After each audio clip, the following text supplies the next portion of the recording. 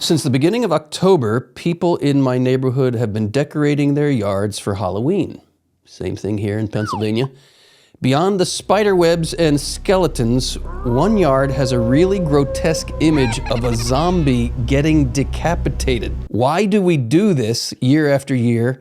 And what light does the theology of the body shine on any of this? Great question. I have found this a very odd phenomenon since I was a kid as well. And if you look at what's actually going on, what is Halloween, right? What does the very word mean?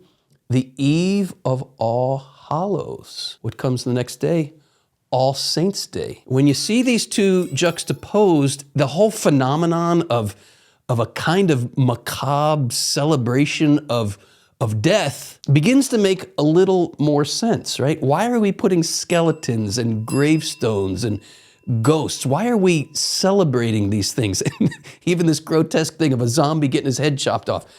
There is some need, culturally speaking, to release our anxiety about death, right? Death comes to us all. But I really believe we're wrestling right before, the very day before, the Eve of All Hallows, right? The next day is All Saints' Day. What are we celebrating on All Saints' Day? We're celebrating baptism's power to overcome death, right? If Halloween is a celebration of death, mortality, decay, All Saints' Day is a celebration of life, immortality, and resurrection. What light does the theology of the body shine on any of this? I want to turn to Peter Kreeft here for some insight about what we could say is literally horrific about death. Why do I say literally horrific?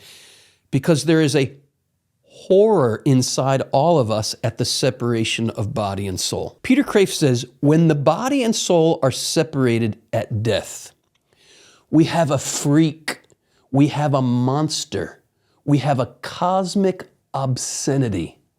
And he goes on to say, this is why the resurrection of the body proclaimed by Christ is not some footnote in the Christian life. When the soul separates from the body at death, the soul is not liberated as Plato thought, right? Plato, the philosopher Plato, thought that the body was the prison of the soul, and he thought death was the liberation of the soul from the prison of the body. Peter Kreeft says, no. When the soul separates from the body at death, it's not liberated, it's bound. The body is needed by the soul for the human soul to be what it is, the informing of the body. The soul is the form of the body. And this is why when the soul separates from the body deforms. Why Frankensteins? Why werewolves? Why zombies? I think somewhere in our psyche, we are trying to face, maybe not so successfully, but we're trying honestly to look at the monster, the obscenity of death, this rupture of body and soul. So it comes kind of spilling out on the Eve of All Hallows, and then we have the joy of the proclamation that not only Christ has overcome death, but all the saints have overcome death as well through living the grace of their baptism.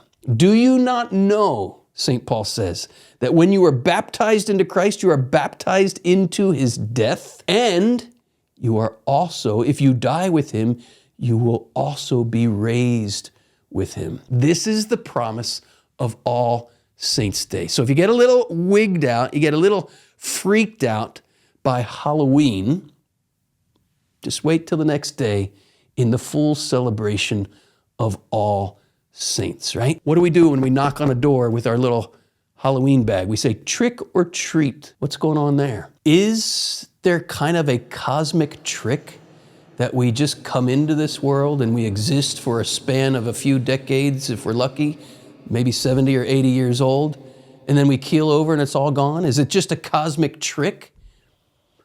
Or is there a divine treat that resurrection is real and we can open our lives to the grace of our baptisms? The end game here, the final declaration of the human body, is not death, If we have clothed ourselves in Christ, the final declaration of the body is life, is resurrection. And that is a certain light that the theology of the body shines on Halloween.